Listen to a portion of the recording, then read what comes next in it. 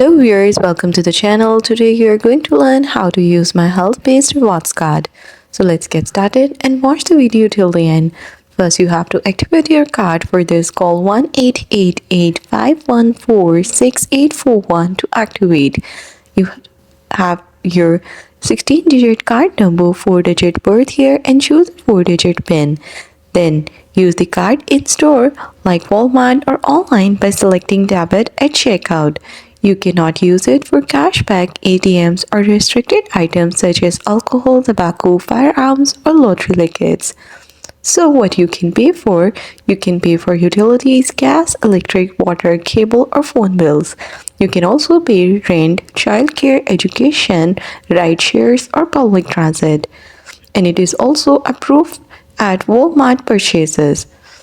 Then check your balance, log into your member portal or call 1-866-891-0891 or contact member services for your balance.